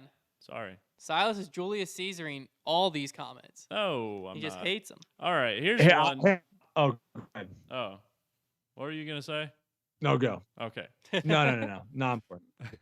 Okay, Fuel Rampage says, do you guys think discs will get to a point where the PDGA needs to update their disc approval regulations at all? And also, another side question is, do you ever think that the PDGA will ban a disc from being thrown? That happens all the time. The turbo putt, you can't throw the turbo putt anymore. You can't throw. I think the Arobi Epic might still be, but it's went through like spurts where people have said it's not PDGA legal. That's right. There's been discs before that have been previously PDGA What the heck legal. is the turbo putt? It's a putter that has like ridges for your fingers all around the edge, so you can turbo putt it easier. Oh, heck yeah. And has a spiral on the bottom yeah. for grip. So you put your thumb into the spiral and you can like fully grip it like you're a football or something. And then you spin. So we have some about here. The disc, right? The not disc. The, no, not the motion. Form. The actual Not disc. There's a disc called a turbo putt. Gotcha. Might have been the turbo Heck putter. yeah. We have two of them. Trevor and I did a challenge with them once. That sounds awesome. Yeah, they're incredible. They're fascinating. Why have I never tried that? That sounds so much fun. It's a lot of fun. But yeah, they've banned disc before. But I think that as disc golf continues to evolve, obviously disc design technology, disc material, all of that will continue to evolve. And with that, I'm sure the PDGA technical standards on what's approved and what's not will evolve. But I don't know the PDGA's technical standards of like what's approved for a disc enough to know like, oh, this one's definitely going to change. I think that their regulations on how they regulate it, like, I think there's going to be more rules implemented because right now, from what I understand, do you send think a it's disc too in. easy to get a disc approved? I don't know if it's too easy to get a disc approved. I think it's too easy to cheat the system after, if that makes sense. Because like from my understanding, if you send a disc in, it gets approved, then you're kind of on your own. So like if I send a disc in and one of the things they test is the stiffness, right, of the plastic that you send it in. If I send a disc in, it's in a gummy plastic and they loved it. It's great. It's PDGA approved. And then like what's stopping me when I get that PDGA approved to now make it in the most PDGA illegal stiff plastic you've ever seen in your life? Or like what's stopping me from making it way too overweight and just being like, oh, well, we'll see if someone catches me, because there's no like, from what I understand, there's no like worry at manufacturers of the PDGA could show up and random test our manufacturing process like today. The next OSHA. I mean, What the heck technically, is that, Silas? I guess. You know, like the people like in Well, construction. Not where you, really like, OSHA, because it's just if you're like if it's eligible for playing in tournaments. Yeah, like yeah, it's yeah. not like stopping you from making it or fining you $250,000 if you're not wearing a harness. It's just basically Yeah, saying, because like, basically, if Discraft wanted to, they could make an illegal disc and people could exactly, buy it. Yeah. exactly. Right. And You it's just happened. wouldn't be able to use it. No, you could even use it because you wouldn't know. It happened with No, you- destroyers a little bit ago. No. I'm saying you couldn't legally use Correct. it in PDGA sanctioned events. Correct. Oh, yeah. So if like Gateway, for instance, makes a training putter that's like 300 grams. Yeah. That's not legal to be used, and they advertise it's not legal to be used, but they can still make that disc. There's nothing stopping them from making that. But what I'm saying is, like, right now, there's nothing stopping Discraft from making a Luna that's 200 grams and just selling it and it being PDGA approved mold and all of that or whatever, as long as they advertise it the right way. If there's no testing at the tournaments and stuff, Yeah. then really, Well, I think you can I get think away with before the using- tournaments, it should be like at the manufacturers. You show up and you test the plastic that these discs are being produced in at that current time. no, you got Yeah. no. How? No. Why? No. Why? What do you mean why? What do you mean no? No, you gotta test it when the person. If we're like legitimately doing this, there needs to be like. I mean, this is a completely different topic, but again, this is not for random C tiers and B tiers and A tiers. I'm talking about the Pro Tour. Yeah, but Like, this is the PDGA's sanctioning and testing. You got to. So this is you this got to is for do C tiers random and stuff. testing so people know. Like, I have an illegal disc in my bag, and they know that they're taking a risk that they could show up and get fined. I think for that's having an illegal important. disc in their bag. I think that's important on the Pro Tour more so for modified disc. What are you gonna do? You're gonna have someone from the PDGA every single day that these companies are making discs just sit there and test their No, discs? I think you randomly show up and just make sure that KC Pro didn't get a little too stiff. So I mean, I should guess you players' could bags be theoretically. checked? I guess you could theoretically do that, but why would you just randomly do it at like the actual event? Well, because the PDGA is concerned more than just the Pro Tour. The PDGA standards are for C tiers, B tiers, A tiers, NTs, majors. Oh, everything. I see what you're saying. So the Okay, PDGA is concerned about more than just that. I see what you're saying. The I Pro don't think Tour, they actually care. No, I don't Yeah, think so they either. actually I don't care. think so either. But the Pro Tour would be the one that implements what you're saying. And I think that's a good thing That's because what like I'm saying is I think the Pro Tour is the only people that are really going to care if there's actually illegal equipment being used. Correct. Because I don't think the PDGA cares at all. I think they just want their paycheck. Because also, what's stopping a player from, let's say, getting a disc in and it's not quite beat to where they want it, so you just take sandpaper to it, modify it up to get it to flip the way they want it or whatever. Clearly PDGA illegal by all rules, but again, what's stopping them? Because why wouldn't you be able to do that? Would a disc fly further if it was heavier? It'd be more resistant to wind. Technically, it flies farther if it's. You would think it flies farther if it's lighter, ideally, but I don't know all the physics behind it. But like, okay, so you're saying like if I had an overstable disc at 175 grams and I was throwing into a stiff headwind, if I was somehow able to add like 10 grams to the bottom of the disc, it could theoretically fight through the wind better. It's gonna be it's more so for crosswinds than anything, but it's gonna be bullied less by the wind because like 100. Because that was the same thing with like the Ultra Star. Ultra Star is 175 grams, and then they have this other disc. I don't know what it's called, but it was 200 grams, and it definitely was way easier to throw when you went to the beach. The 200 gram one. Yeah, exactly. Than the Ultra Star. Yeah, but that's what I'm saying. Is like there's nothing stopping a player right now. Is there such thing as a lead Sharpie? I don't know. A lead Sharpie? It's just color your disc with lead. Sharpie that like a Sharpie that like think of like a Sharpie, but it puts like liquid lead. Yeah. Then it like makes it heavier. Yeah, it makes Maybe it. You're onto something, man. It dries on your disc and then it makes it heavier. Yeah. Alfred bring up a good point, Brodie. How do they do it in the PGA? Like, how do they regulate golf balls or golf clubs? I think they do random testing, and then I also think players can like call other players out to get tested. Gotcha. I'm not 100% on all that. That's something that you can probably easily look up, but I'm not 100%. Real quick, I don't know if we're wrapping up the show, but something that I do want to talk about is how freaking hard it is to move up in the world rankings. My goodness. In the UDisc world rankings. Have you heard of the universe? PDGA ones. Have you heard of the universe PDGA rankings? ones haven't come out yet. Correct. What? Have you heard of the universe rankings? Yeah, I heard you guys' podcast. Someone made it. Someone made it. It's out. Yeah, what are you talking about? Someone made it. You want me to read them to you?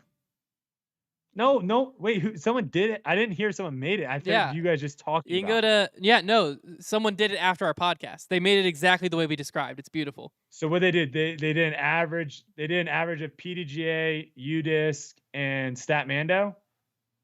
Yes, I believe so. And they might have thrown Ultiworld in there too. You can go to discgolfuniverserankings.com. It has the beautiful galaxy. They made a website? Yeah, it's the galaxy background, just like we talked, just the most boring, basic website you can imagine. It's perfect. So the top 10 MPO go Paul McBeth, Ricky Wysocki, Eagle McMahon, Chris Dickerson, Calvin Heimberg, Kyle Klein, Drew Gibson, Matty O, Adam Hammes, Nate Sexton. So that's the universe ranking. Again, much more sophisticated. FPO, we have Katrina Allen, then Kristen Sitar, Paige Pierce, Evelina Salonen, Haley King, Valerie Mandahano, Henna Blomroos, Missy Gannon, Sarah Hokum, Owen Scoggins. It doesn't go all the way down, so maybe that'll come in the Gen 2 update. But, my guess is this person did this by hand. Probably. There's no way that they didn't make an algorithm or something to do it. So there's no, they were like, all right, we're stopping at 10. It happened. Sick. The Disc Golf Universe rankings. One ranking to rule them all exists. But no, in the UDisc it is. I think it's easier. I think it obviously it all depends on who you beat and who beat you each given week. But It does seem kind of crazy. I'm still having a hard time wrapping my mind around like how much some players move and how little other players move. What are you talking about? Like there's some players that'll. I just don't think that many people. I just don't think you move that much. No, some players will move like 30 spots. No. Yes. Who? I'll pull it up right here. You moved up like 2 spots, right? I moved up 1 spot. No, I moved up 2 spots. Yeah. Let me find someone. Like Aaron Gossage went up 10. Chandler Fry went up 13. There was definitely someone who went up a ton. Maybe it was after Vegas. Chandler Fry had like a top 5, didn't he? Gavin Babcock went up 14. Whoa, where is he at right now? Gavin Babcock? He's in 93rd. He was like 100. He was over 100. Yeah, when you're super low and you have a high finish like he did, you're gonna move up a lot. Yeah. I'm saying I'm getting up to the point. I'm getting closer and closer to the point of where it's like I need to get like some top 5s. Yeah, you to move up a lot, you need to. I got to get some top 5s. I think Luke like Humphreys. If I just get a top 15, I'm gonna move like 3 or 4 spots. Yeah, I think Luke Humphreys was the one that moved crazy far up. I think he moved like 20 something. But he got like second at a tournament. Yeah, back to back really good finishes. Yeah. Yeah, that's not surprising. That's not surprising to me. I'm saying it's very difficult if you're in that like 40, not 40, if you're in that 50 to like 80 spot, like you got to finish high to move, which is a good thing, right? Yeah. Like I got 16th. I should not be nearly rewarded as much as someone that got a top 10. Yeah. And someone that got a top 10 should not be rewarded as much as someone that got a top 5. It makes a lot of sense. I'm just saying, I was like, oh man, did I get close? Am I getting close to 50? And then I like looked and I was like, I moved up 2 spots. I was like, oh man. And I passed someone that didn't even show up at the tournament. I passed Tristan. He wasn't even at the tournament. It all just depends on who you beat. I think that's all. I beat a lot of people. I think it more matters about like, I don't think it matters as much as who you beat as it does like how far up you go. Yeah, I beat a lot of people. But it might also mean like who beat you too, because if there's a lot of people that are like around you that beat you, it might balance out who you beat. You know what I'm saying? Yeah, but like who beat me in the last tournament that's like ranked lower than me? I don't know. Did anyone? Did Gavin Babcock? He jumped pretty high. Oh, we tied. There you go. Can't be doing that, man. If you want to move up in the world rankings, you can't be doing that, dude. Well, he did birdie the last hole. I was standing there. It was nasty. Dang. The last hole is a tough hole to birdie, and he like parked it. And I was like, dang. Nice. That's pretty impressive. All right. Well, there you have it. How are you feeling headed into Texas States? You've said you like the course. You feeling pretty good about everything? I'm feeling my game's feeling. I'm feeling good. Like I said, if I can put together a round where my throws and my putts are both feeling good, I can compete with anyone out there. And I've been lucky enough to have the opportunities to be on some of these feature cards, and the only other tournament, well, I guess OTB I was up there a little bit, but the only other tournament, Las Vegas, I was up there too, and Goat Hill. Yeah. So there's been a couple tournaments where I've had like good first rounds to where I've like put myself in the mix to where I'm playing with like the top guys that are playing well that week. It is very advantageous to be putting yourself in those positions because you're able to see where some of your weaknesses are and what they're doing well that you're not doing, and trying to figure out like some holes in your game. But I'm at the point now where it's like I'm good enough to where if I'm playing well, I can compete with anyone. And the other thing that I feel very good about too is like I'm still fat, I'm still not in good shape, and I had an absolute terrible off season. And I'm also just in my, just past 2 years of playing disc golf. Yeah. So like my thought is like, if I'm here now I'm very excited to see where I'm going to be in the next couple years, because unless you drastically change a lot of things about yourself, like what you're doing, unless you drastically change a lot of things, if you've been playing disc golf for 15 years, like you're not really getting that much better unless you're drastically changing stuff in your game. Does that make sense? No, yeah, it makes perfect sense. So I feel good. And I'm telling you right now, it is fun competing out here, because it really does feel like getting top 25 at these tournaments. It's like, it's tough. It's not like last year I snuck in a top 25 at a couple of these tournaments, and there's no way I played nearly as good as I'm playing now. Yeah. No. And that's why also ratings are stupid. Well, there you have it. What a great way to end today's episode. We'll be back next week, same time, same place. Check your rating updates. And be sure to get ready for Texas State's. Be sure to check out on Thursday the Grip Locked preview for Texas State's. We'll go over. We have actually a lot of insight in the course because we got to play it. So that'll be nice. And we'll also go over all the storylines, keys to winning out there, and everything you'll need to know to get ready for the live coverage and post-produced coverage coming at you from Texas State's this upcoming weekend. What did you guys play? Did you guys play what course individually? We played the Pro Tour the individually. Layout? Yeah, the Safari individually, and then we did a 4-man scramble on Dogwood. Am I going to be impressed with with how you guys play? You're going to be impressed with one of us. You'll be impressed with one of our play. One of our play was very impressive. The other one of our play was impressive at times, and at other times was very depressing. We'll put it that way. Okay, here's a good question. Yeah. The person that played well. Yeah. Actually, give me both. This is actually good. Okay. What after day one? Okay, so after Friday at Texas State's, if you guys, because you guys played in decent winds, because it's gonna be. It was very windy. It was very windy. Okay, what place do you think the person that played well would be in the tournament, and what place do you think the person that played bad would be in the tournament? There are, I believe, 130. I think there's 133 people or something like that in the field. I'll say the person that played well, I'll put that person in. It's tough to know how well everyone's going to score out there. I'm going to put them in like 50. I think the leader is going to be sub double digits. You don't think anyone's shooting double digits? I don't think so. Okay, so I'll put him in like 35th then, or 35th to 50th. Okay. Somewhere in there. And the person that played bad, how many people are in the field? 133. That person's going to be 130. 130. Okay, so they beat 3 people. They beat 3 people. Yeah, I think they beat 3 people. If they were able to kind of like keep things together down the stretch, they might have been able to sneak in the top 100, but we'll put it that way. I think one of us is in probably top 50. The other person might as well not have shown up to the tournament. Those last three holes are tough. Those last 3 holes are very tough. The hole that really changed everything was hole 15, I believe. Through the gap. The uphill hole with the OB on the softball field on the right? Yeah, you got to go through a gap first, and there's a softball field. And then the basket's like around the back of the softball field. Massive left to right crosswind.